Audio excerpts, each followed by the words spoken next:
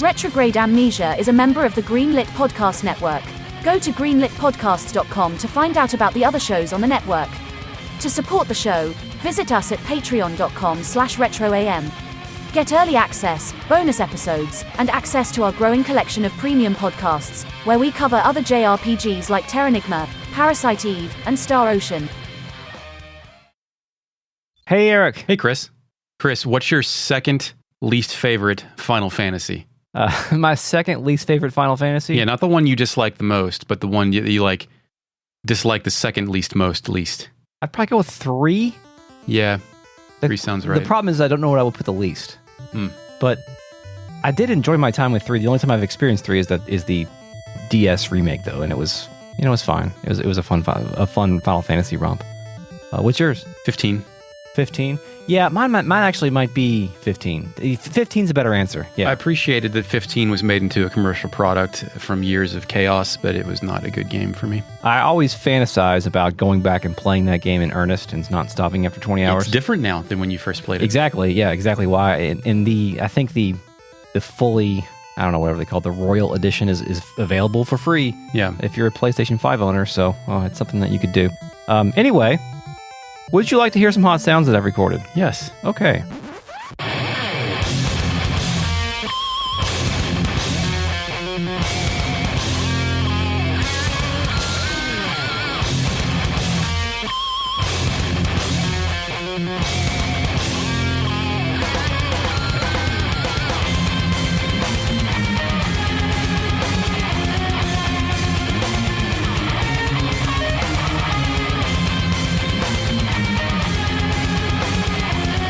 Welcome to Retrograde Amnesia, a comprehensive podcast where we discuss classic JRPGs chapter by chapter, beat by beat. Welcome back. It's Season 3, Final Fantasy VIII. Tonight, we assassinate a government official. My name is Chris, and I'm joined tonight by Eric. Hey, Eric. Hey, what's up, Chris? Hey, never do 3 or always do 3?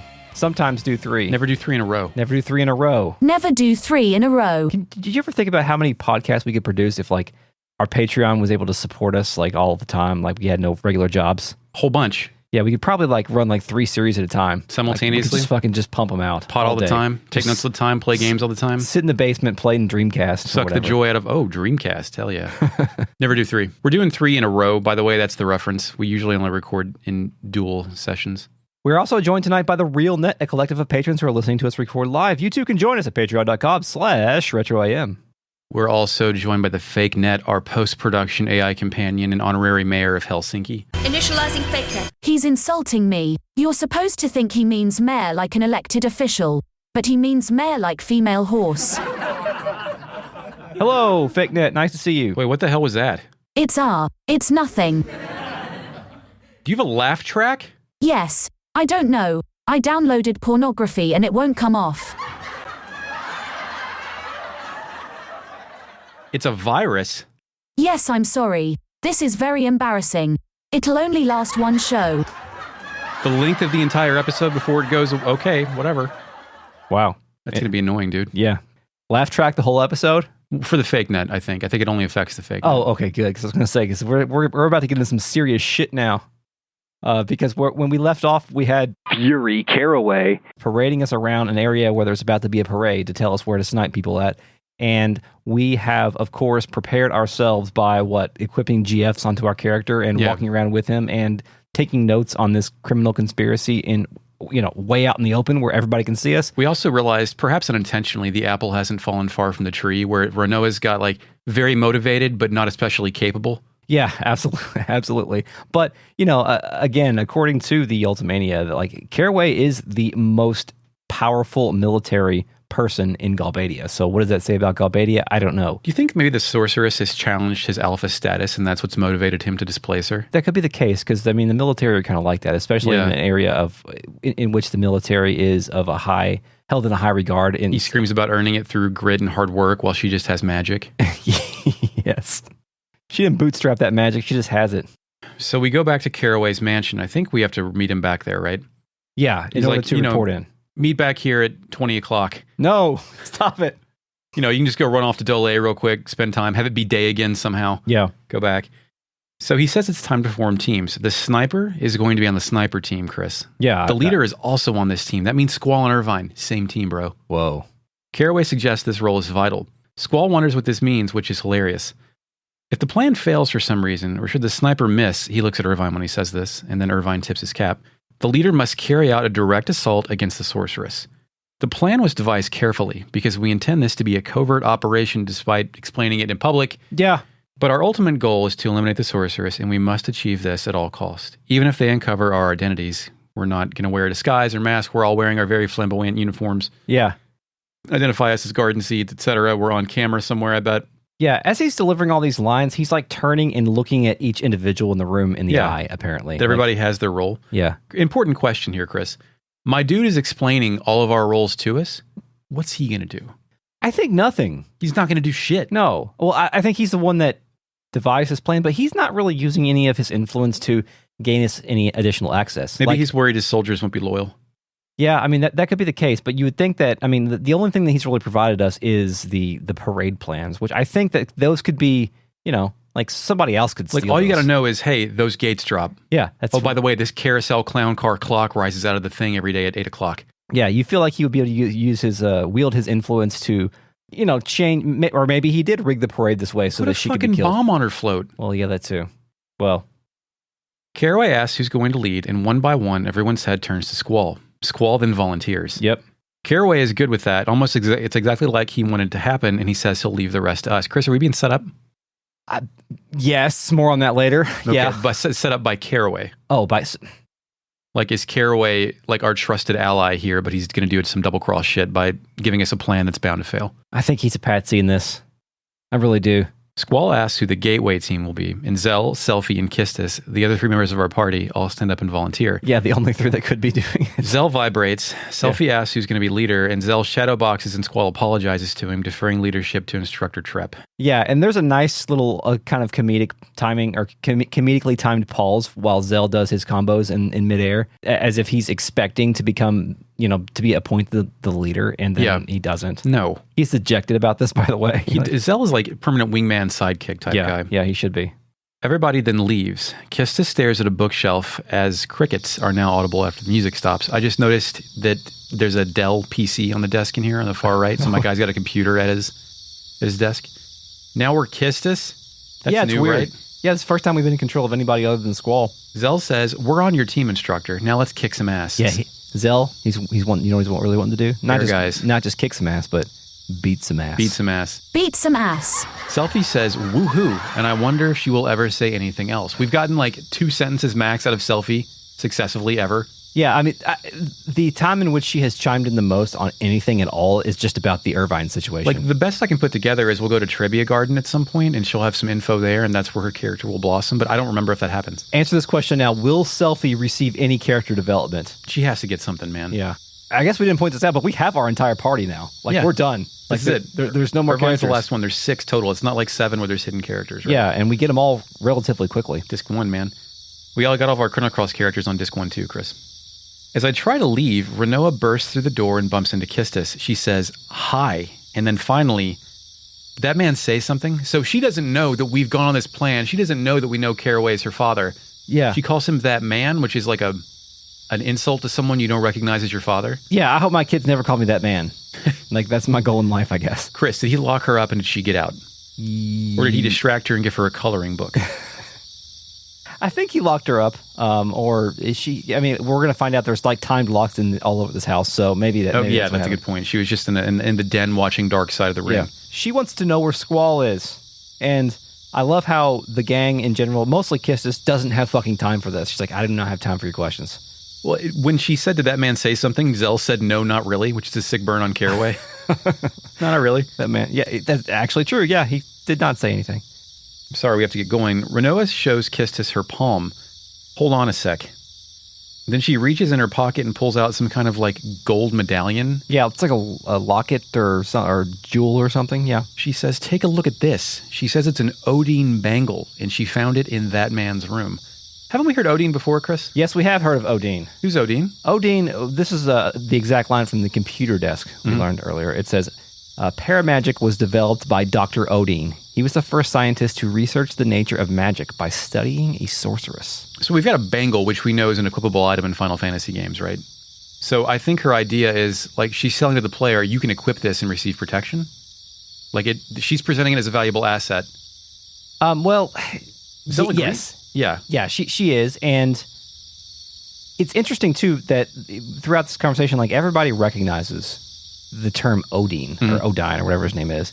But as a joke or as a legitimate product? No, it's a legitimate product. Okay. Like, it goes on. Rinoa says that this thing is supposed to suppress the sorceress's power, but its effects are still unknown. So she doesn't think they're going to use it on the mission. So it sounds like it was something that was laying around the house that Caraway was tinkering with to try to determine if this would be important to use in the... So it's a relic. In the mission. Yeah, it's a relic, but like, why does he have it? If the sorceress, a sorceress, has not been somebody who has been out in the public eye and was appointed the ambassador like yesterday, like, he must have had been tipped off that the sorceress was going to be part of this Galbadian institution much earlier than the general public would have been. But this thing isn't even part of his plan A or his plan B. No, I don't think it was part of the plan at all, just because I guess he couldn't figure out how it worked or if it worked or whatever. But Zell, of all people, has heard of it and says it's Odine brand. It must be pretty effective. They're number one when it comes to magical goods. Yeah. Did you note Quistis when he said that? No. She's turned away from Rinoa and seems to be laughing over in the corner. Rinoa agrees with Zell, but then Quistis regains her composure and stares into the bleeding heart of Rinoa and says, "So what exactly do you want to do with it? Are you planning to have the sorceress put it on?" Wow. Great question, IMO. She's fed up, I think. She can't believe this shit. Yeah, absolutely. Quistis points her entire arm at Rinoa and walks forward as Final Fantasy VIII unloads 3 separate dialogue boxes. Yes. Who, when, how. Yeah, she's going at her hard. Rinoa says, well, this is what we're going to discuss. Zell and Selphie jump as Quistis screams they don't have time for that. She says Squall and Irvine are already standing by. We have an operation to carry out too. You understand, don't you? This isn't a father-daughter quarrel. This isn't a game. It's not a game. It's not practice. It's a game. This is reality. Yes. It's in the game. Quistis turns her back and walks toward the door and then fucking leaves. Yeah. As she does that, Rinoa's kind of turning her cheek to the side like, I can't fucking look at you. Yes. Like there's a lot of really good body language stuff going on with this game, and it's all really coming to a really good head right here. I imagine Zell and Selphie making the teeth-sucking noises they follow, like not making eye contact on the way out, like, oh, shit. Oh, shit. So, Chris, has Quistis read Rinoa perfectly, or is she at fault for doing this? Is her anger and dismissiveness justified here? I think in this case, yes, because we've got a job to do, and it's time sensitive. We've got to be there soon, and... Rinoa is not a seed. She's not part of the plan. She's only demonstrated an ability to fuck up so far. Yeah, absolutely. So, I think she's justified in that, although there probably is there's an additional layer of, seething that's coming from Quistis just because of her, supposed jealousy from the other night. Additional anger. It's funny that she said Squall and Irvine are already on the mission, but then it cuts to the front door and Squall and Irvine are just standing out there. The stage is set, begins to play. Yeah. Oh, as that scene fades away, Rinoa squats and the scene kind of pans over to her and she says it's not like she doesn't have a plan. Oh, right. Yes, yeah, absolutely. Yeah. She said, I understand what's going on. It's not like I don't have a plan. Yeah. Which maybe she's just bad at articulating her plans. Yeah. Then it fades to black. Caraway front door, stage is set, begins to play, which is a new song for us. Yes. Squall is out here. Caraway says something I did not have time to see. And then Quistis and her crew exit the door. Yeah, everybody's kind of walking together. We're all leaving the house at the same time, except for Squall and Irvine are the ones that are in our control at this point in time. Yeah, Squall says, I'll make the first charge when we make the full-on attack. I'll try to buy some time. And I'm like, what? I thought this was a sniper thing. Yeah. The tension that's being built here, because they force you to slow walk outside of Caraway's mansion, so the tension is building right here. I wish we had, this is all heading to a really cool moment, one of the few moments in this game that I actually remember, but I still kind of wish that we had more of a relationship with the sorceress at this time. Yeah, well, I mean, it's an enigma box right now, right? You don't know what she's capable of. Does she have real magic? Does she have the same magic we do? Yeah. We know she can open... Or no, we don't know shit yet, do we? We don't really know. She can open a portal, that's it. Yeah, that's all we really know, and we know that she kind of puts... She's good at managing troubled youths. Yeah, that's pretty much it. So it would have been interesting if we would have had maybe one more encounter with her up to this point. But still, I think this is still a great moment. It's a moment in which the tension is building and it feels really good, and the blood is boiling at this point. Irvine also doubles down on his skills, hearing Squall's plea, and he says that won't be necessary, and he will get the job done. Yes. So yeah, we slow walk out of the mansion when it pulls out to the wide shot because this is supposed to be a cinematic RPG, but not the cinematic RPG. Absolutely. The streets are filling up as we get outside of the... Dude, our entire party of conspirators slowly crosses the street in front of the mastermind's mansion, in front of rows of Galbadian soldiers and pedestrians. Irvine decides to speak out in the open. Yeah. So, like, is it true that seeds aren't supposed to question their mission? Yeah. Dude, some of the pedestrians are animated, gifting through about 4 frames of animation. Fuck, they really tried here. They did. Squall thinks that there are times that he'd like to know himself about the nature of the mission. Like now, for example, he says. But he doesn't say shit to Irvine, right? Right, he just thinks it to himself. Yeah, that's all thoughts in his head. But he doesn't respond to Irvine. Well, he does ask why Irvine cares. And Irvine says something about knowing whether or not his enemies are evil or not. It kind of scrolled too quick. Pure evil. Pure evil. Pure evil. Okay. I pressed the button too fast and didn't get it all. Yeah, we're walking in the park at this point. Yeah. And he's like, are they pure evil? You think you'd be more fired up to fight them? And I think Final Fantasy may be trying to paint in shades of gray here, but it really comes off as like an unwilling sniper guy type thing. Yeah, it does. Like, is killing like good if you want to kill? Yeah. Man. Squall doesn't quite get what Irvine is getting at. He doesn't appear to really believe in good or evil. It's just that both sides. Yeah, there are perspectives that are different and can come into conflict. In other words, there are many good people on both sides. But actually, it's funny because I wrote that, and then Squall has this next thought. The exact thought. As they go to the arch, lots of people here. What does he say? Or think? He thinks both sides blame one another. There's no good or bad side. Just two sides holding different views. My sweet summer child. Which I feel like I'm now in Squall's head completely because I'm predicting his thoughts. Yeah. You're not Quistis. You can read and recite Squall's thoughts before he has them. Yeah, we've been with him long enough. So then we can check in with the gate team as they head inside those little doors. Yeah. And then we can follow the general, Colonel Caraway, to the presidential residence. The general just marching around, fucking just doing whatever. No one is even acknowledging him. You think if you saw like fucking, I don't know, the Joint Chiefs of Staff walking around Washington, D.C., you'd be like... If you're at a QAnon rally and you see Flynn out there... Yeah. Like, you're going to want to watch what this asshole does. Yeah. So then we're at the mansion.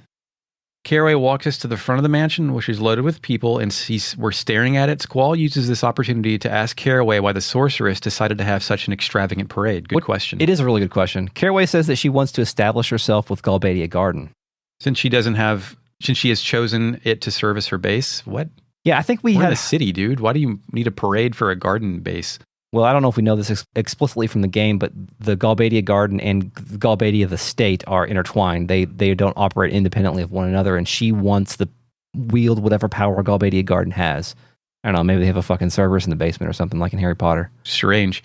Squall concludes this is why Galbadia Garden wants her out, and yeah, dude, that's it, not because she's an evil sorceress hell-bent on dominating control of an entire region. Yeah. Caraway says it's starting, and he's returning to his residence. Fuck you. Why not help? Yeah.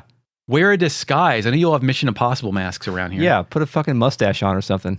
God. We're at the arch. The gateway party walks out of the sewer door as Caraway calmly walks across the street. Quistis concludes she may have been too hard on Rinoa. These are not times for guilt, Quistis. No, you need to act. Quistis, Quistis, the big dummy, is leaving her post to go apologize. Even the two empty heads with her know this is a bad idea. Yeah, Zell's like, what are you talking about too hard? And like, listen... This guilt she's feeling right now, Chris, you can be an uncompromising cog in the greatest military machine to wreak havoc upon this earth, or you can be a human being, but you sure as hell can't be both. Yeah, true. And Quistis is definitely trying to be both. She's a bad teacher. You don't do this shit on the mission. No.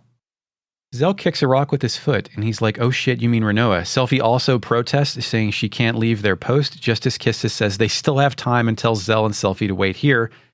They both protest and follow her out of here. No one ever listens to Quistis' instructions, and honestly, no one should. Yeah. We have control, and I guess we're going back to the mansion. Yeah, we reach the cut-through area near that water, the park area. You can actually see Caraway heading back to the you can follow mansion. him. And we enter the mansion. It cuts straight to Rinoa. She's sitting there sulking still. Caraway enters, and she does a really good-looking like hand wave to shoo him away. Yeah, like she kind of waves her hand dismissively, like get the fuck out of here. Yeah, she doesn't even turn around and look at him. And he tells her that it'll be chaos soon. She'll be safe here, and then she shoos him again. Overprotective dad? I mean, does he not think she's capable, and she thinks these jokers are going to fail, or is it just like any father would do this for his compromise? I mean, he's sending her off on a mission to assassinate the president on a train, right? But Yeah, but I feel like when he does that, he has eyes on her at all times. Oh, with yeah. his men or whatever. Which by the way, why aren't they helping us? Or Yeah, where maybe are they they? are. Who knows?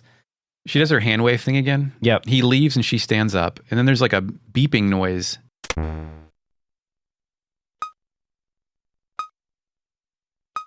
Yeah. Rinoa says, oh no, he's going to lock me in. Yeah. Which I think your guess earlier was right about. She was also trick locked into somewhere else. Like this is just his deal, is having mysterious locks in their house. She rushes over, strokes her chin, and then decides that she can do it. She runs out the door.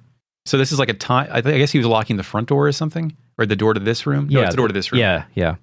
So just then the gateway team enters. Yeah, it's like it cuts briefly. Oh fuck!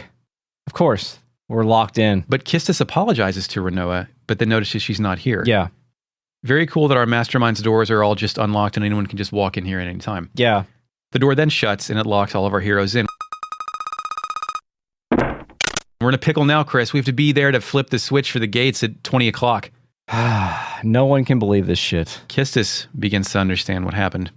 Zell concludes we're smack dab in the middle of a family quarrel, and Quistis says, this is bad, I'm worried about Rinoa too. Is Quistis finally being a human for Rinoa? Is this like a turning point? I think she is being a human about Rinoa, but this is the worst possible time to do it. This is the time in which you need to have the priorities. Like, it's go time. Zell's like, who gives a shit about Rinoa? And Quistis says Rinoa's probably on her way to see the sorceress as we speak. She wanted to help us. It fades to black. Yep. Now, on a new screen. We are a new screen, and now suddenly we're Rinoa. Yeah, we're here with like a pickup truck loaded with crates. We're next to a lighthouse. I got a Model T car and some boxes, but okay. There's a save point. What is this? Also, we're Rinoa now? Yeah. Yeah. If you approach the crates, Rinoa will climb on them with resolve. She starts talking herself up to this. Yeah, like... I'm not a seed, but I can do this. Climb boxes? Yeah. Well, Thanks. I mean, do the mission, but like, climbing boxes is all... Have you ever climbed anything taller than you? It gets tougher as you get older, man. Yeah. Shit sucks. Climbing is no joke. She appears to quote Quistis as she gets to the top, saying, this isn't some kind of game. So my girl's talking to herself now to psych herself up. Rinoa has used her father's overprotectiveness as a motivational tool, and honestly, this explains rich kids so much. Yeah, it does. Then we're on the roof. Yeah, she makes that final leap to the top, and we're on the roof, go around the corner. Did you know where we were at this moment? I had no idea what the hell this was. I thought this is where Squall already was, but this is actually where Squall is going. Yeah, she's taking a shortcut that we probably should have taken. I used the ladder to climb up to the roof that's on the roof and then to another roof. Yes, lots of roofs. The music fades with the picture of Rinoa throwing another leg over another roof. Then we transport to Sorceress Throne Room. Inside, the Sorceress Room. We're inside new music. A sacrifice? I got a sacrifice. Nice. Yeah. We're inside. There's like thin sheer curtains draped all around the room. Yeah, transparent curtains. Everything here is vaguely purple and gold, save the ceiling rotunda, which is also stained glass. Yeah, there's a real musty feel to this room. Yeah, it looks like a lair, kind of. There's a light shining straight down on the sorceress's chair. By the way, the sorceress is in the chair. Yeah. She's facing the opposite direction that Rinoa is approaching, I think. Yeah, so Rinoa's got a sneak attack here, kind of. She puts her hands behind her back and approaches like gingerly. Yeah, you can see the brooch or whatever, the Odine thing in her hands as she's Chris, approaching. this is such an awful plan. What a tremendous idiot. Oh yeah, she is absolutely, like, this game is full of idiots and they're all on our team. Rinoa, this is her pitch. This is what she says, Chris. This is her like plan to instigate. Yeah. There's like dots, so she's stunning her words. Excuse me, I'm the daughter of Galbadian Army's General Caraway. I thought I'd come to pay my respects, because of my father and shit. So I brought you a small gift, please. Yeah. This is easy to imagine if you imagine Charlie Kelly doing this in Always Sunny. Yes. There's a lot of Charlie energy in this. Yeah, just a fucked plan from the start. And then we, the player, take control to approach the sorceress. Yes. Rinoa takes big, deliberate steps. Yes, and if you goof around the stick, you can make this part look really dumb. Yeah, really nice. You approach her, you hit X, and then some kind of effect happens that literally blows her back 15 feet. Yeah. Then telekinesis is used to lift Rinoa up by her right hand, dangling her like a puppet. The sorceress never moves during this, which is fucking awesome. Yeah. Rinoa appears to try to free herself, her hand shaking violently. Then the sorceress appears to knock her out with an audible whoosh. Yeah. And Rinoa falls down limp. A real display of power going on here. CG cutscene. Yeah. Drink your water. The camera focuses on a side shot of the sorceress sitting on her throne. She's wearing some kind of half Venetian mask. Let's call it a sorceress mask, with thousands of strands of long black hair blowing in the background. This is the best CG hair I've seen since Nina's in the Tekken 2 intro. She moves her head forward slightly and the hair turns different shades of orange, then shortens until it's into her crown. Her red mask dissolves in the center and she shakes her head just like she got out of a pool. Her closed eyes open and I noticed her crown is not symmetrical. As she rises from her red velvet throne, Rinoa is managing to stand up and then they're moving in unison at the same time. The sorceress blinks, then the camera zooms to a behind-the-back shot as her cape blows out of her back. The camera switches to a shot of her face from her waist up, revealing her cape extending from a half-circle, seven-pointed boat steering wheel witch thing. I was going to ask you how to describe this, but yeah, it's wonderful. She closes her eyes, then raises her hands, and then waves them around as Final Fantasy VIII superimposes a close-up shot of her face as she completes the ritual. This is fucking awesome. Yeah. Eventually, fully feeling herself, she snaps out of it, focuses, and begins to walk forward. She raises her left hand to summon a portal, and then she walks through. After she passes, the doorway turns back to a solid wall. It cuts to the top of Delling's mansion, with the sorceress approaching the podium overlooking a massive crowd of people. It's now clear how fucked the entire plan is, not just Rinoa's plan. Yeah. How bad this plan is going to go. Yeah, there's no way we can take this lady. That was a performance of power right there. Yes. All for no reason, just for dramatic. She's not showing off to anyone. This is just what she does. This is how she operates. Yes. She deals with the problem before she even fucking sees it. Wow. So, this is our first time really getting a good look at Edea. Yeah. She's got this expression on her face, and it's consistent through almost every time that we see her throughout these next few sequences. It's emotionless, isn't it? It's like... I mean, part of it's emotionless because it's 1999 CG, right? No, there's not fine detail in there. The thing about it is when they're trying to show emotion in 1999 CG, like it's there. Yeah, you see some with Rinoa later. It's overly there, you know, like when they're trying to do it. In this case, it's like there's a blank stare in a way that feels like it was supposed to be deliberately blank. It's raw focus. Yeah. We quickly cut to the mansion. Who's out here? Squall. And Irvine. Hey, they see Rinoa up there. Rinoa looks absolutely zonked, by the way. Like she is fucked. Yeah, Irvine says, here she comes. New CG cutscene. Edea in her low-cut dress mean mugs forward and approaches the podium. We then see Rinoa from the shoulders up in tow behind her, suggesting Rinoa has also slipped through the portal. The camera swings around her as she approaches the microphone, and I notice her lipstick matches her eyeshadow. Cool. I love colorful sorcery. Yeah. The camera then cuts to Rinoa, head tilted, mouth breathing, and generally looking high as fuck. Irvine notices what's up and says, it's that girl. Squall says Rinoa's name with a question mark, apparently struggling to believe this is happening, because why would you believe this is happening? Yeah. Why she's locked in the mansion. Then we go to the podium. Do you think Squall thought that he was never going to see Rinoa again? After Like that locked? problem's done, and it's like, oh, shit. I mean, he is in the employment of her, so... Yeah. That's true. Podium, top-down shot of it. Edea. Edea.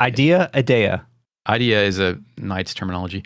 Rinoa is behind her, clearly in a daze as her head bobs around. Someone else is to her left. Who's this? It's the president. It's the president. It's the president. Yeah.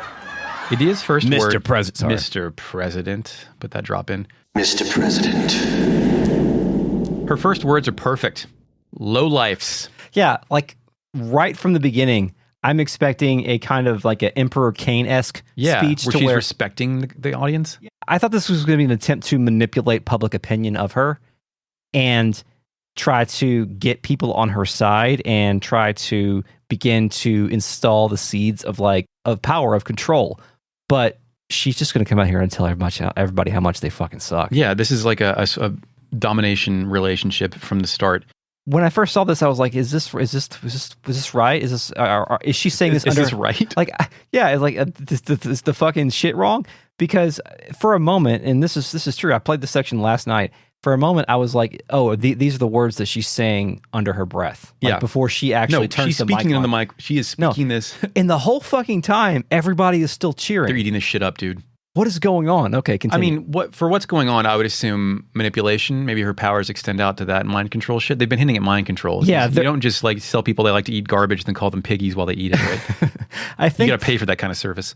Yeah, I do think that they should have sold the mind control stuff a little bit harder to us, because I think there's like a couple of NPCs that will talk about that, and it's been mentioned kind of offhand, but I wasn't prepared for what I'm about to see. She follows lowlifes up with shameless, filthy wretches. The camera changes to a front view shot staring directly at the sorceress.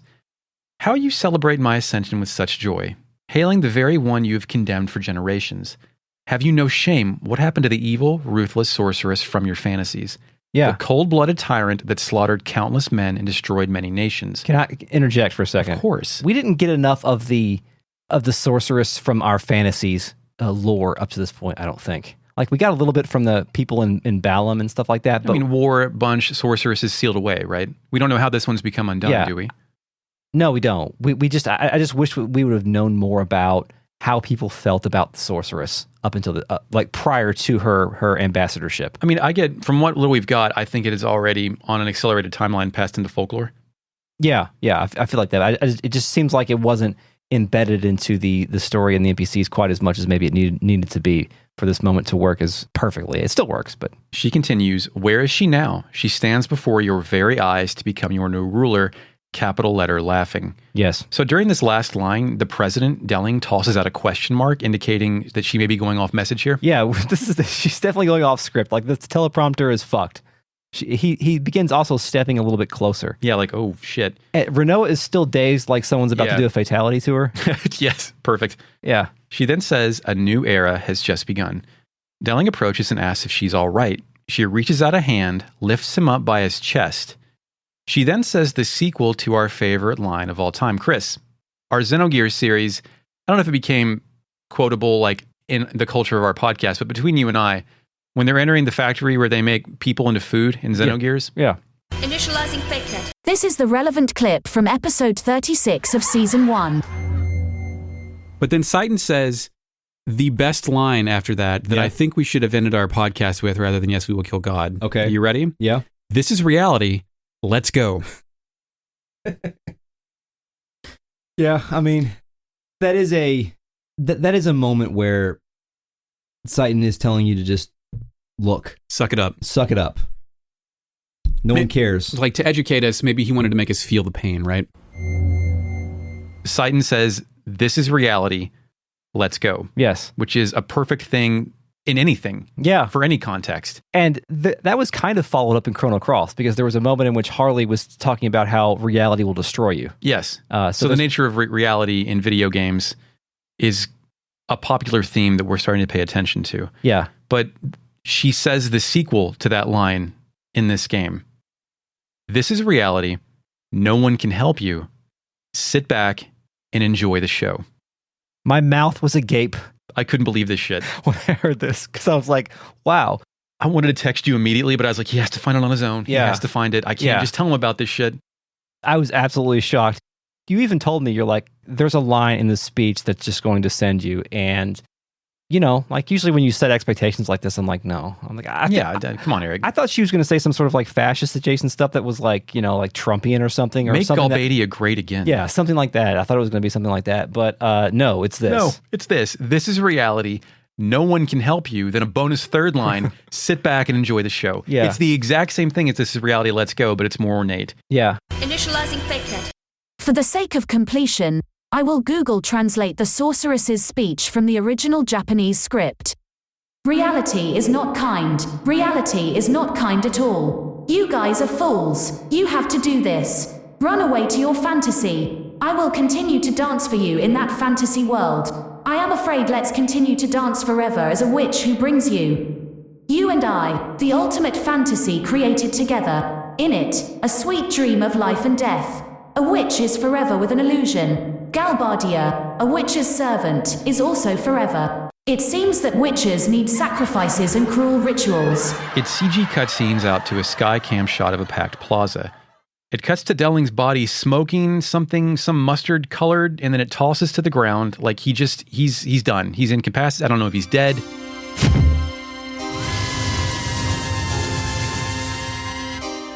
Yeah, at this point, I thought that she just completely dissolved him. When people are emitting yellow gas, it's not good for the person. Yeah, no. No. Edea continues. Edea, fuck, I'm not going to get this, dude. It's going to be the new fucking Melchior. Archipelago. Edea, the sorceress continues. Rest assured, you fools, your time will come. This is only the beginning. Let us start a new reign of terror. I will let you live a fantasy beyond your imagination. So, could she have just said, I will let you live a Final Fantasy? So when listening, I don't want to say studying, but when listening to podcasts about fascism and you start learning about people who just yearn to be dominated and like ruled by just a really elaborate, colorful piece of shit, this is kind of that. Perhaps it's the population that desires fascism, right? Yeah, I think so. Yeah, this has to be it. I mean, 'cause they've already lived under, like, how long has Windsor Delling been a dictator? Yeah, years. Right? Years. I mean, Caraway had a Nazi armband. Yeah. Okay? Yeah, Like, true. Imagine if someone leveled up Hitler. Yeah. Whoa. Magic Hitler. Yeah, she then twirls and marches back inside. She doesn't acknowledge Rinoa or the guy she just killed to impress Jodie Foster. And then she says, let us end this ceremony with a sacrifice. Yes, she does a praying emoji and uses FMV to summon giant lizards. Eric. Yeah. The CG cutscene, the camera lingers on a shot of the plastered lizard thing that's with some sculptures affixed to the side of Delling's arch. Yeah. It zooms in on the eyes, which slowly gain flesh and blink as they become a real eye. Magic then engulfs the entire creature as it becomes real. The thing lizard crawls for a second, then looks over its shoulder and leaps off the platform onto the street below. It gains a buddy, and the two tear ass through Central Street. They then leap up in unison and land on Delling's balcony. Monsters are now tearing ass above the podium. Irvine says, hey, hey, hey, which he borrowed from the Kool-Aid Man. And then, she's in trouble big time. We've got to go help Rinoa. So Rinoa is the sacrifice here. Right? Yes. And Edea, the sorceress, does not need to sacrifice anything to gain any extra it's part power. of the spectacle. No, yeah, it's part of her plan. Sacrifice the general's daughter.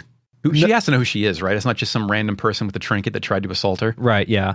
And none of this makes any sense, and it's great. No, this is fucking stupid. It's action movie stuff, but it's great. Yeah, it is wonderful. This stuff moves fast, too, relative to Final Fantasy VIII's pace before. This shit moves. Yeah. Squall says the parade hasn't started yet, and the gate's not open. Dude, all that shit's off. What's the matter with you? You can't do the plan anymore. You cannot do the plan anymore. Irvine, this is done. Irvine, in this case, can't believe this shit. Like, he agrees with me. He waves his hand and says, you've got to be kidding. Yeah.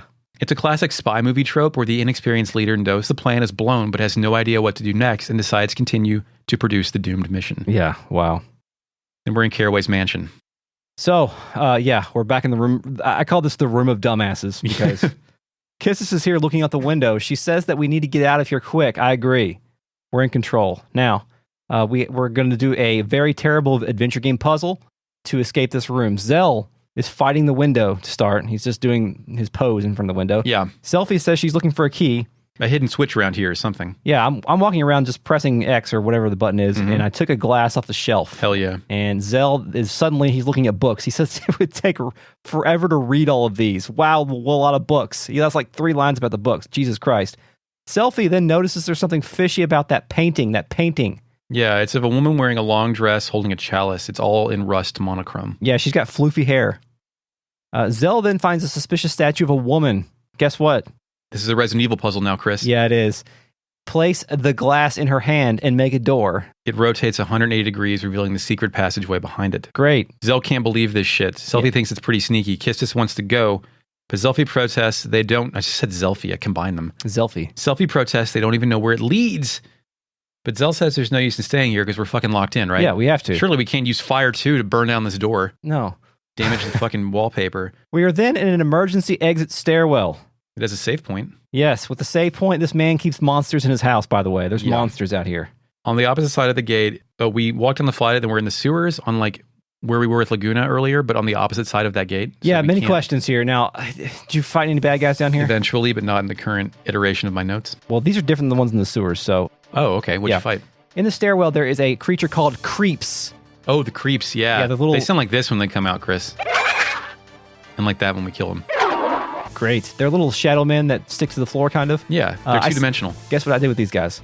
You killed them. No, I scanned them. Oh, of course, right. Scan has a flat black body like a shadow, said to be a living creature. Kills its opponent when it dies. I remember this being one of the ones that wasn't in Final Fantasy VII when I was playing it. Like it was a unique. I mean, it's not unique to Final Fantasy. There's been creeps before, I believe. Yeah. But it was new to me here. I think this is a rather rare spawn because I only encountered one of them, but I also encountered a grand mantis. It is what it sounds like. It's a big old fucking mantis. Was it on, what's it called? The bottom left Chrono Cross with the bugs? Guy's Navel? Guy's Navel? Yeah. Yeah, kind of, but it's a little bit bulkier. But I needed to know more information about it, so I scanned it. Oh, of course, right, yeah. It used to live in water, but now lives above the ground. Skewers enemies with its large claws and causes major damage, which is true. Now, there's something very important about this thing, because you can draw a new spell from this thing. What is it? Water.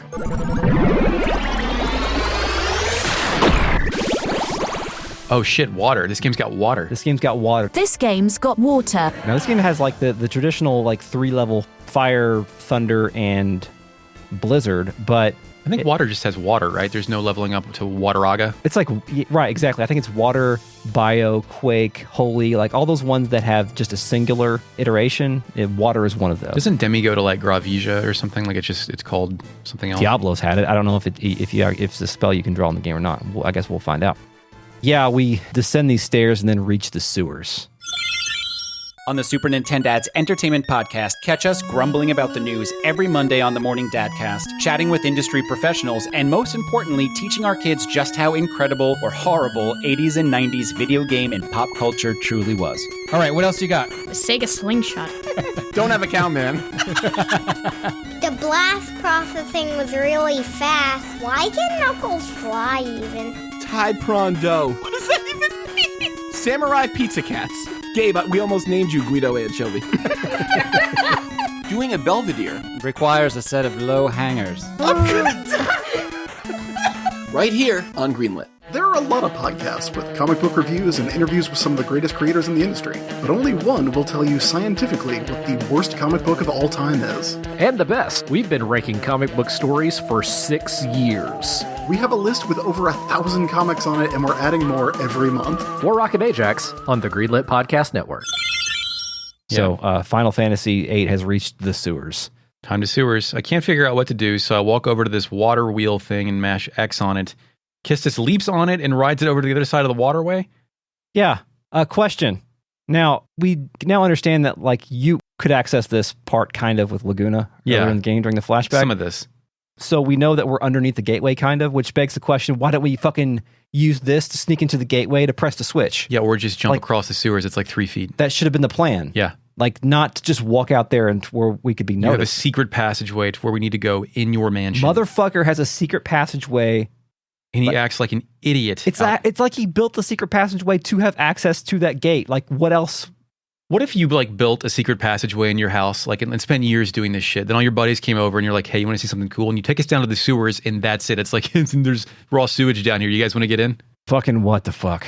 I walk up the pathway and then Zell says, it's starting. Yes. CG cutscene, music, Phthos, Lusek, Wekos, Vinosek plays. Phthos, Lusek, Wekos, Vinosect. You know, remember what the anagram for? Yeah. Or at least it's 2 words, but one of them is important right now. It is, the plan's fucked and we should stop. That's what it's an anagram for. Succession of witches. The camera pans up through the tunnel, through 5 feet of concrete into the street above. Irvine and Squall are side by side, and Squall looks over at the transfixed Irvine as fireworks are starting. Jesus. Squall remains himself, but Irvine is caught in the moment. Everyone else is waving their hands in the air like they just don't care, and the camera rises above the crowd and moves towards the gates of Delling's mansion. 10 tribal dancers are engaged in a choreographed performance. I'm going to call it like tribal plus cats. I call it harrowing mocap. All right. Like it was terrifying. They spin around and do a bunch of twirls as the front gates of the mansion open. The camera stays way too close to Edea's throne float, making about 3 seconds of boring shots of concrete before it moves up to reveal Edea's scoffing face. A bell rings, which always happens when Edea is featured, like the ah-cha-cha audible when Darth Maul is on screen in Phantom Menace. The dancers, who by the way have LA lights, are in 2 files in front of the float. It pushes forward and Cypher just barely is visible on top. Cypher, Chris, he's not dead. Oh, geez. You gotta look close to see that shit. It switches to a sky cam shot of electric blue neon float pulling out into the central arch square. Fireworks continue to explode as it makes its way down the street. Shit. Irvine says to Squall, now's our chance, come on. As Squall, I remain motionless as Irvine says, what are you waiting for? Rinoa might die. So I doubt either one of these dumb boys noticed Cypher on that float, Chris. No, not yet. I mean, I barely did. Like, as the player, it's not like he just happens to be there. He's not a focal point. Yeah. This game right now, in terms of its like moment creation engine or whatever, is firing on all cylinders. It's trying, dude. The people in the pre-rendered background look like that picture of Jesus that one lady fucked up. Yeah, sure. The entire crowd that we see panned across during the FMV, they're all still amped. There's tension, there's sexual tension. Everyone in the crowd wants to fuck each other. Like including, except the sorceress. It's like the Matrix 2. Yeah, the Zion rave. Yeah. Small CG cutscene. It's a top-down shot of the float. It goes to ground level, showcasing the dancers locked in MDMA mania as they gyrate and point toward the sky in unison.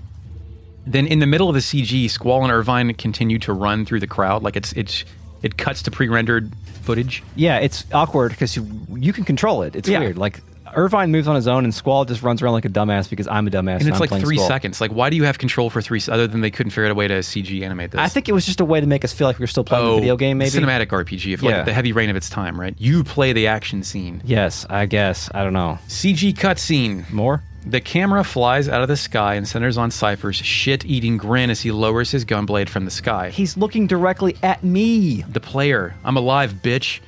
It's no coincidence the float has a torch and his face is illuminated by fire because that's his spell. He looks over and smiles, completely believing this shit. It cuts to a dancer deep in the dance act, then back to the side profile of Cypher. He's using the gunblade as a lean-to and waves his left hand over his hair like cool guys do in 80s movies. Yeah. The float continues on, dancers in tow, as real-time Irvine is very publicly duck-running through the open street and through the dancers. Why are we running like Laguna walks? My dude, this is a covert op. What are you doing? Squall is forced to hustle behind him. Take the cowboy hat off. Jesus. Irvine stops and poses in the No Limit CD cover position. He's the only man in this metropolis who has a cowboy hat. Stop it. Then follows Squall into the wide open gate of the mansion. How no one notices this is insane. Stop it. Stop doing this. And now Squall and Squirvine were climbing the same box stack that Rinoa did. Yeah. It was a good time. Now we're on the roof that Rinoa was on, but we have to go past the scene that she was, so I don't know what the fuck to do. Yeah. Did you also notice as we get to the top, and you do have to go on some additional roofs to get to all the way back up to the top? I didn't find it. Apparently there's a weapons magazine around here somewhere. Oh, I missed that. Yeah, so did I. Oh, weird. Well, maybe we can find it later. I doubt it. I don't know why they make us do all this. Actually, I do. It's for like dramatic tension. Yeah, like it seems quaint now and kind of stupid, but games didn't do shit like this. I think you didn't play between CG cutscenes cutting this fast. I think if you would have stuck to the classic way that JRPGs are good at doing this, would just be like have me run down 2 hallways and fight some random battles against maybe some soldiers or something, and make the music not change. That'd be good enough, right? Yes, basically. Yeah. So the Dole raid was good for a player demo, but I've been to, I don't know, let's say 50 closed door demonstrations of video games before they come out. And when that happens, they have canned sequences of games they play through to showcase all the versatility of the game. It's called a vertical slice. Yeah. A lot of the time it's fake, but in this case, with what they're doing here, this would have been, I assume, if it was finished, what they would have showed to the press if it were today, because this shit has it all as far as the way this game tells a story. Yeah. Because games, it is inventing shit as it's doing this shit. Yeah. This is a perfect vertical slice of what this game can offer the player. Like, unlike 7, which, like, they still marketed the CG, but this could have been something they could have shown on, like, an NBA playoff game commercial. Yeah. Yeah. God damn it. Okay, so then we're on the roof? Yeah. You can walk all over the president's face, the dead president's face. He's passed the fuck out and nobody says shit. I think he's dead. I mean, huh?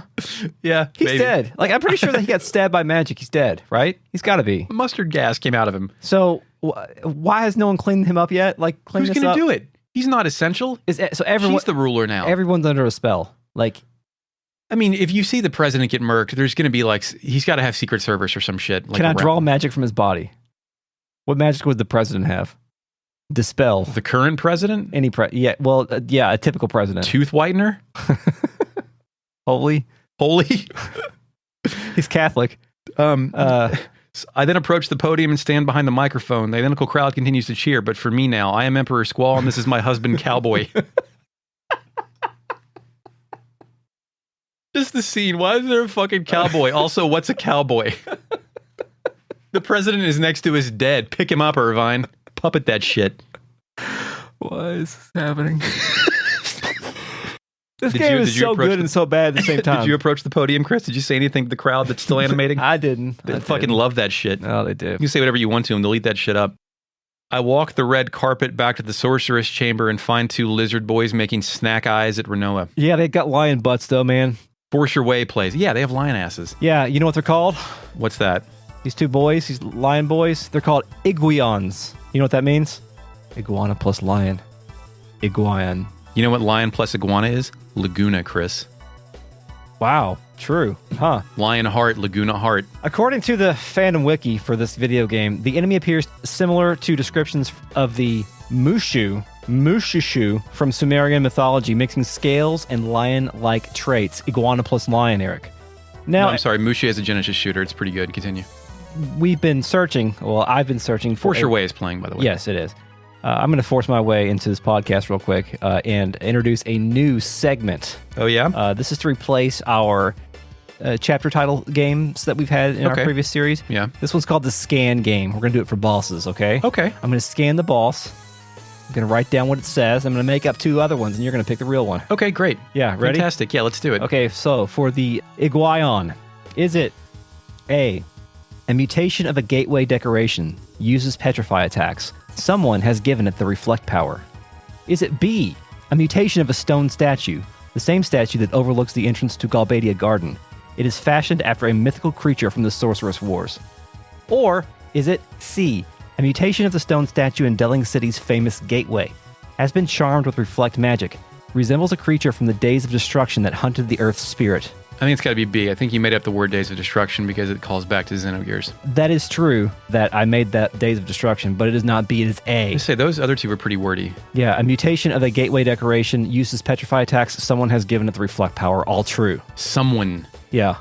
So Weird. when she made this thing out of stone, she also blessed it with reflect? No, she blessed it with fucking Carbuncle because you can withdraw Carbuncle from this guy. There's a fucking summon. Yeah. Irvine has to tell us how to play as him? Irvine, actually, I've played with Irvine before, so I think Irvine does that the first time you have Irvine in your party. He talks about shot. Yeah. Which I already know. It's funny because I was like, I know about shot, dude. My blade weapon is also a gun, you amateur, you fucking rookie. But then I fucked it up the first time I tried it. The timer countdown, I wasn't paying attention. Oh, yeah. I actually used his shot ability on the brothers battle. Selfie rolled her slot and got aura, and so I had like unlimited breaks even without cheating. So Horus. They do a combined attack called Resonance that makes us do acid. Yeah, it does. Double sound wave things. But yeah, you can draw Carbuncle from them, and something very interesting that I read in the Phantom Wiki is that these guys will have auto reflect, will reflect all magic until you draw Carbuncle. Once you take Carbuncle out, then you can like remove their power, basically. Use magic, yeah. Carbuncle to me, like, this is my second Final Fantasy ever, and it was brand new to me. I didn't know that Carbuncle had appeared in other games before. Oh, okay. At this point. So I was like, oh, wow, another brand new summon, just like Brothers. Carbuncle was in 6, and that was my primary point of reference.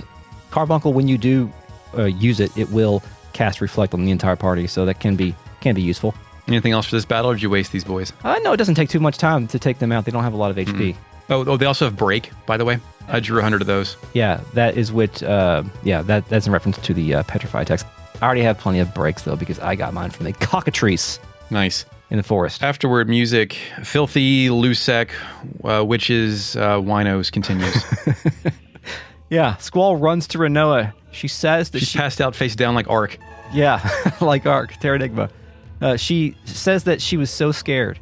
He doesn't help her up at all. He just turns around. Yeah, she doesn't. Hold on. But before she says anything, she doesn't wake up and Squall's ready to pack this shit up and leave. But she comes to life and grabs his hand as he turns around. Yeah. She says, really scared. Yeah. Squall tells her that it's over now. Rinoa It is definitely not over, dude. No. Rinoa keeps saying that she was scared. She was really, really scared. And Squall then asks her if she is used to battles. This is a stupid response. She says she couldn't fight alone. Squall loves battles. He fears nothing. Absolutely. I like how this game has decided to use battle as a term. Because battle, you don't really use the word, no one says battles. I know, I mean. Except for these guys. Yeah, but I could see battles as stand-in for you're not afraid to die. Yeah, but fighting would be the word that I think would be a more common word. Like, you're not used to fighting. Yeah, you're but not fighting used to conflict. Fighting means scuffle. To me, battle means life or death. Yeah, I just love the word battle and the way they use it in this game. Chris loves the word battle. He fears nothing. Yes. Also, during this whole time, she has not let go of his hand and he's just glaring at her like, unhand me, wench. Yeah. Squall thinks you're not ready for all this. I think he's got, he already thought that, but Caraway's thoughts on it just doubled down. Yeah. Basically. For sure. He then says, better get going, and she stands up and it's fine. It's fine. Yeah, it's all good. Fine. Someone used Kiraga on her. She grabs Squall's arm and tugs him back. I haven't forgotten your order.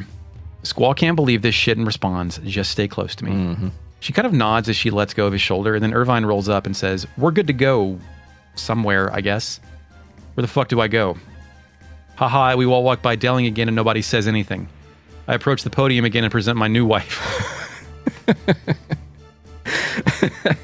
Actually, gotta go to the hatch. You missed it, Eric. You missed it. I know. I forgot about the hatch. Man's facing on the floor. Somebody check for a pulse, please. You can go down the hatch before you save Rinoa, and Really? It won't proceed. Yeah, I don't remember what it says, but it won't proceed. Yeah. Dude, go check on your girl.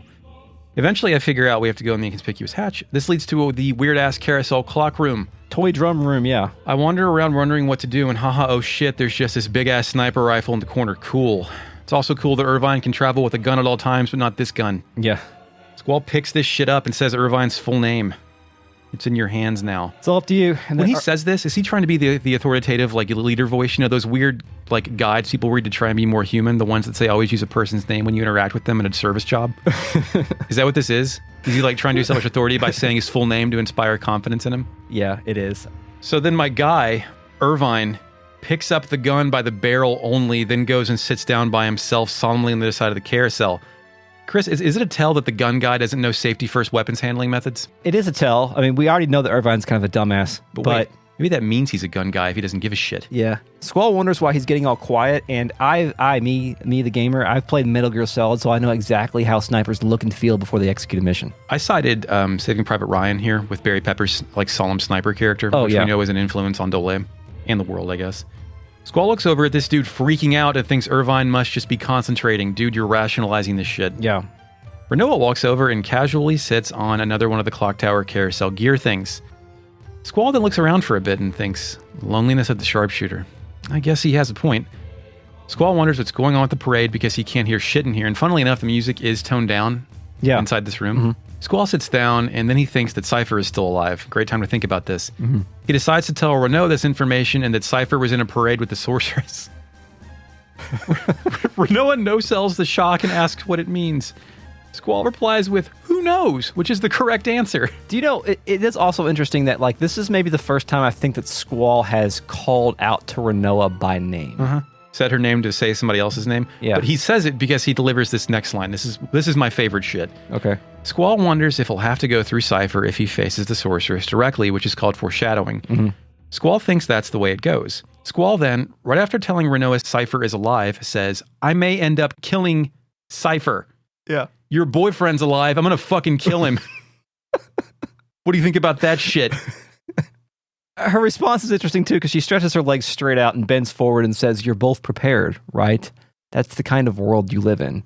You've had a lot of emotional training, but, of course, I'd rather it not happen. What is emotional training? I think it's the only emotional training that there is training to not have emotion. Yeah, I was going to say, is this the post-traumatic stress coping mechanism shit where you just let it all pass by you? Yeah, this is the don't ask questions, be a soldier kind of training that he's had in his years of at Balam Garden. Your boyfriend's back. I'm going to kill him. Squall says it's all up to Irvine. He walks over to have a seat next to old Irv. Yeah. He finds him staring at the ground and then says, Irvine starts shaking or crying.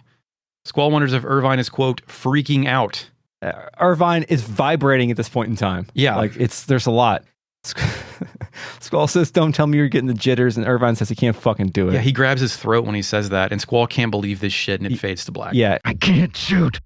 I can't do it. It's no good. Squall puts his hand over his... I got a screenshot of that, actually. It's wonderful. I'm going to use it.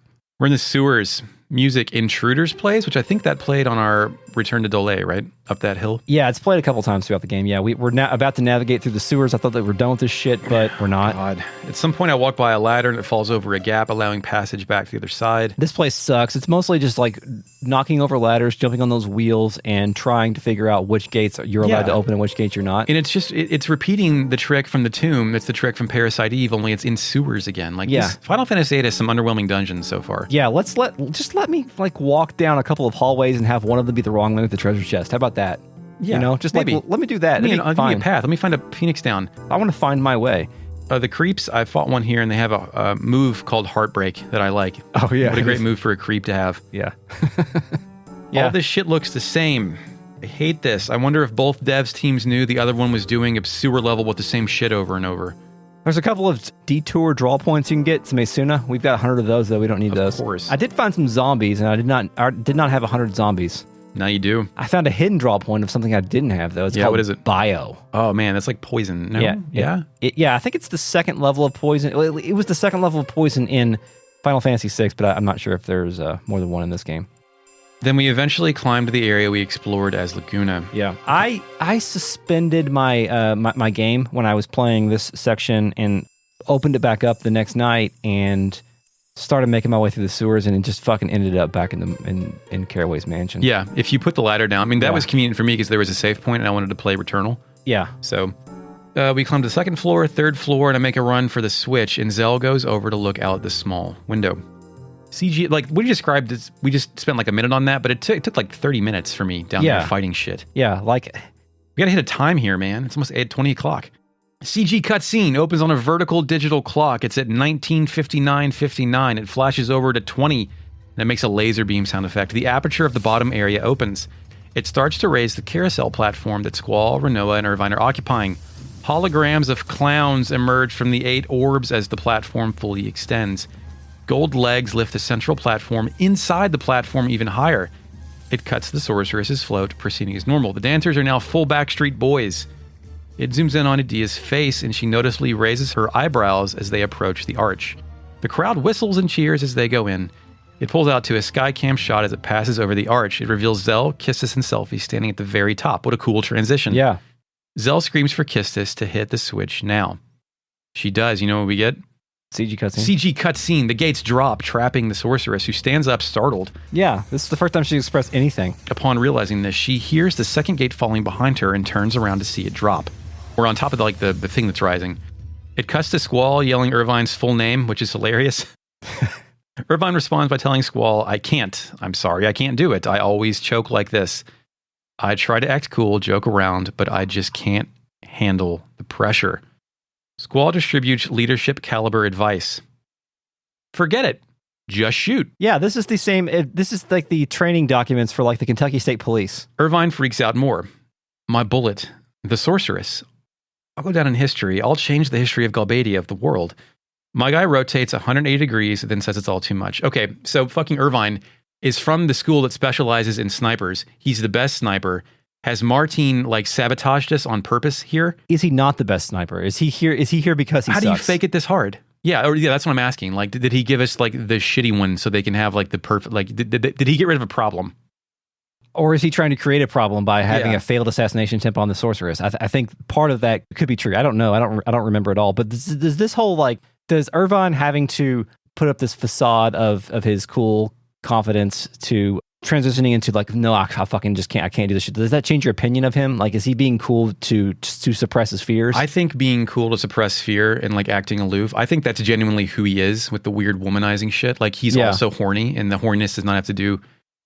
I always pictured people that like tried to take advantage of women of being cocky and confident and not incompetent, really. Yeah. So I'm not sure if those mix, but in my review of this game where I summarized it, I said Irvine existed to botch a plot point and to be the one cowboy the game needs.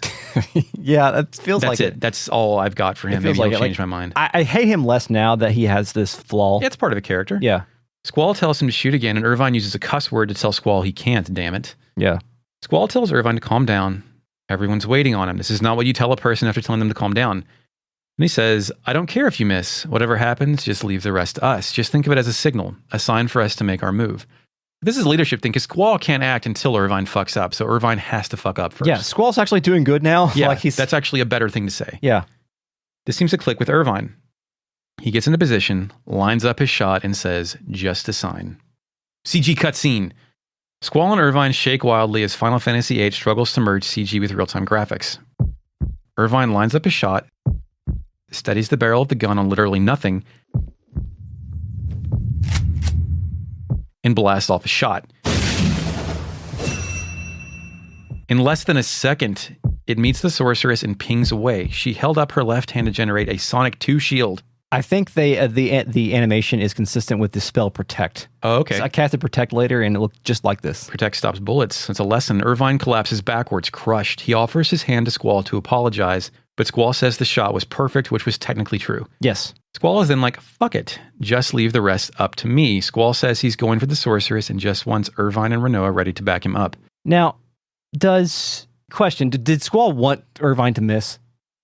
Yeah. He loves battles. He lives for this shit, right? Like, I don't know if he has a hero complex, but he definitely has more faith in himself than Irvine to get rid of this. Squall so far has gotten results when he's tried shit, right? Yeah. We do know that he has no qualms about who he kills and who he attacks because both sides of the same. There are good and bad people on both sides, according to Squall. And I'm the arbiter of morality. Yeah, this is the exact shit that he lives for. So that all he cares about is participating in these, getting the high of battle, and then not having people talk about it in the past tense. So fucking don't die and have battles, and Squall will be happy. We go to our menu now, which gives us a chance to move all of our shit from the Quistis party to the sniper party. Yeah. CG cutscene, music, dead end plays as Squall quap leaps off the tower, running down the stairs and up the podium. He pulls his gun blade out of the ether and holds it in the sky. He does Cloud's braver limit break as he leaps off the podium and comes crashing down on a Galbadian soldier. Yeah, this is like a Dynasty Warriors move. He's jumping straight down and into a crowd. He's attacking the ground. Yeah, he hits the ground. You can't murder somebody in a teen-rated game. Yeah, but by doing so, he somehow generates enough force to like stagger these guys. Yeah, he does an AoE attack. Now, there's a bunch of fucking people fighting in the background. Who's fighting who? I don't know, man. I don't know if the guards are fighting other They've had enough people. of this shit. They're beating up the dancers. Police beating ass for a crowd for no reason. Yes, the cops see people having a parade and just start beating people up. Yes, start beating them up. Fuck this. Fucking the park closes in 2 minutes. Stop resisting. I'm gonna beat your ass. Then he does some shit I can't believe. Squall runs up to an open convertible and leaps in the driver's seat. He backs out to reveal a Hot Topic skull hood ornament. He turns the headlights on and runs over a bunch of shit. He slams the gas and the camera switches to a seat shot of his face in the night sky. There is no moon. This time, Squall doesn't have the lunar luck on his side. He barrels toward the closed gate, then slides the car at a 90-degree angle, crashing into the gate. He gets out and slides between the gate's bars. The camera pans up to the trapped float, across the sorceress's legs, and not the ugly mug of the smiling Cypher. Cypher lives for this shit. It cuts to Edea's face, earrings jingling. She seems surprised to see Squall. And then we're here with Cypher kneeling down to meet Squall at eye level. A breeze is blowing in a world absent of music. There's also a flame audible too, left over from the torch to support Cypher. Cypher says a really good line here, Chris. Well, this is how it turned out. Yeah, this is a really good showdown moment. Everything that we've been discussing for like the past 3 episodes of this podcast have led to this moment, and I think they nailed at least the moment itself. It's a great first thing to say before a rivalry reaches its boiling point. Yep, here we are. Squall says, "So you've become the sorceress's lapdog." Cypher says he prefers to be called her knight. And then he says something great. Yes. "This has always been my dream." Ah, his romantic dream. That's what it is. This is what it is, dude. Yeah. Defend the sorceress, be the #1 top soldier boy. Yeah. Force your way. Plays. Yes. We fight on top of the parade float. My favorite RPG fighting game and fighting game battle background. Is there a fighting game where you fight in a parade float? Or are you just... I mean, Xiao Yu's stage, there's a carousel in the background in Tekken 3. So the first thing that Cypher did to me is he used Fira on me, just like during morning practice. Of course. My retort to Cypher is scan. Cypher opens up the battle by saying, "Squall, you're mine." This is not practice, Chris. You scan Cypher. What does it say? Is this a boss? Do I have to guess this? I scanned Cypher. Which did it say? That question I shall ask you. Is it A? Is it A, fulfilled his romantic dream of becoming a sorceress's knight, favors fire magic at close range, unable to suppress his love of battle? Didn't say that. Is it B, decided to become a sorceress's knight under Edea, uses fire magic in conjunction with sword attacks? Or is it C, a former Balam Garden student pushed to the brink of death by Edea, a lost, broken shard of a boy, exclusively uses fire magic? I'm going to pick B because you clearly juiced the other two. Yeah, I did. You leaned in a little too hard. Yeah, I did. But also, I think it's funny that it says in the scan, decided to become, like it was his choice and she didn't mind to control him into this shit. Yeah, that is interesting. Yeah, good point. That's canon. So let's fight him. After a few hits, he'll start blabbing some more. He'll ask Squall if he thought he was dead. He says he won't die, not until he fulfills his dream. My guy also has Kira and Fira, and I draw 100 of each. What is your opinion on one-on-one Final Fantasy JRPG type battles? They're usually thrown. Yeah, I agree. Or preambles, larger battles, but they are rare. Yeah, this one wasn't. Also, Final Fantasy VII ended with one. Yeah. This one gives you one at the end of Disc 1, right? Did you mug him? I mugged him. No. An item called Hero. Yeah, what's that? I don't know. I forgot to look it up. Fake net. Initializing fake net. Hero makes one character invincible. It lasts about 24 seconds. The mugging percentage on this is like 6%, so it's pretty. Oh, nice. Chance to get you it, got lucky, son. But that's pretty much all I did was just hit him with physicals and kept myself healed up. He will say, ugh, not bad after a bit, and then disbelief. I lost after we achieved victory, but there's no victory music. No. Force Your Way continues. Cypher takes a knee next to Edea while Squall says, you're losing it, Cypher. The sorceress then locks eyes with Squall and says, a seed planted in a rundown garden. The music stops. Battle transition sound effect to new music. Disc ending boss fight music, a classic. This one is Premonition. Yes. Rinoa and Irvine rush up to assist Squall, thank God. She has Dispel, and I draw 100 of them. I did not take the time to draw all 100 of them because I was trying to not die, and, It's pretty tough. Yeah. She hits you with double Aga spells. Yeah, in my case, she did Thundaga for Thundaga? Yeah, she did that to me a couple times. Did you scan her, Chris? Of course I scanned her, Eric. And I have to play the game because it's the boss, don't I? Yeah, we have to keep doing this shit. Scanned. Okay, is Edea's scan, does it say, a sorceress with infinite magic power has recently been in hiding until called upon by a mysterious deity? Or is it B, a sorceress who wields magic that surpasses the capabilities of paramagic, has recently allied herself with the president of Galbadia to establish a new world order? Or is it C, a powerful sorceress and ruler of Galbadia? Her sorceress powers may be the most powerful in the world. I'm going to go with C because it's not as chatty. Yeah, good job. You got it. Thank you. I'm breaking the rules. Thank you, Kira. You're breaking the rules. I'm probably going to try to get a good mix of trying to trick you and having stupid references from our previous seasons. Of course, I wouldn't have it any other way. Yeah. Diablos missed when I tried that. That sucked. Oh, yeah. Edea cannot be divided. Nothing. Yeah, thanks. I actually summoned Carbuncle.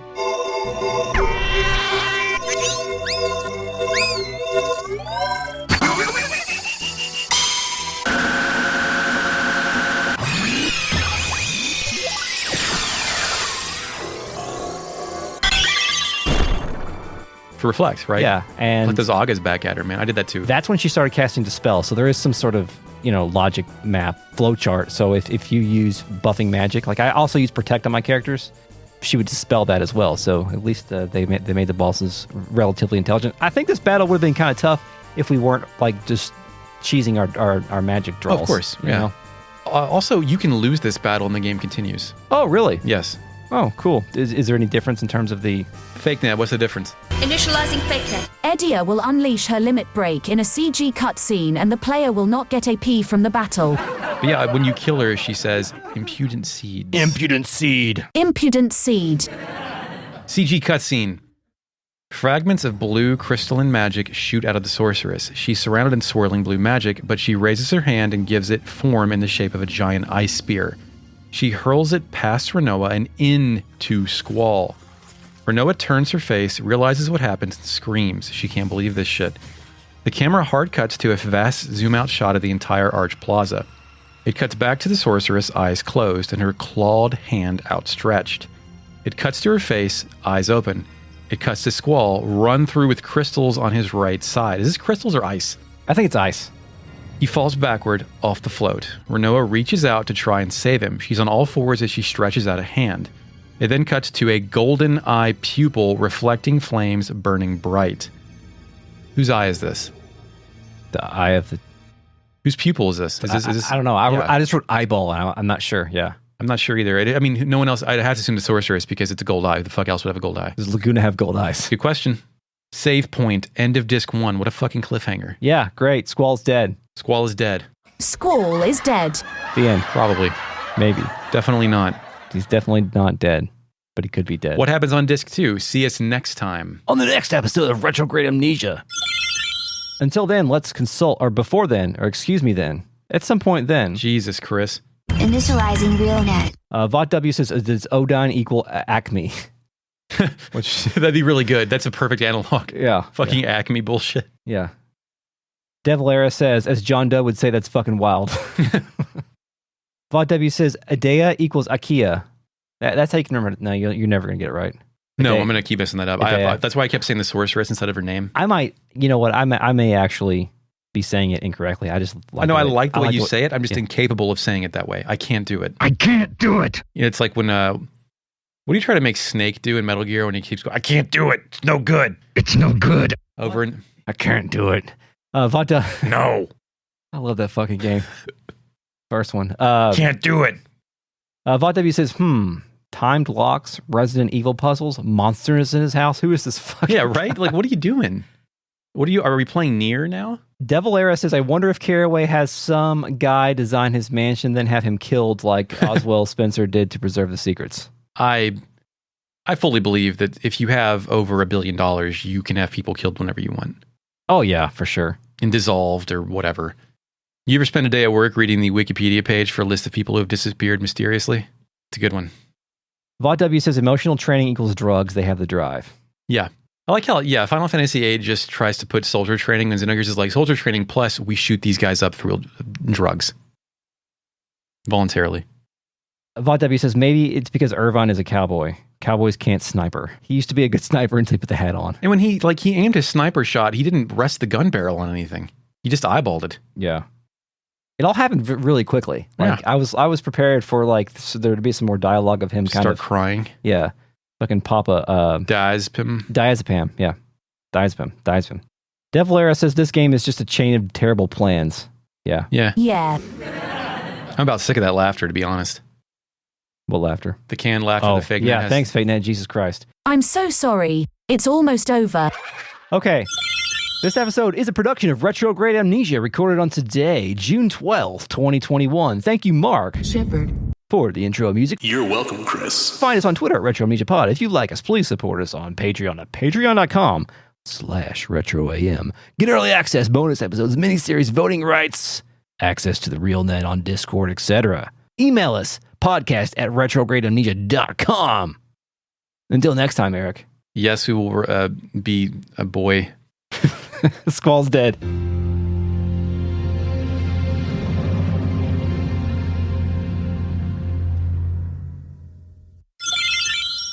Thanks for RealNet. We'll see you next week in real life, in fake life, in real life in a couple of weeks. What?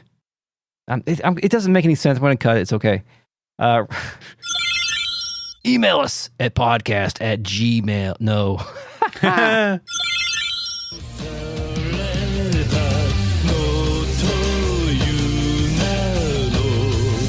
Justice will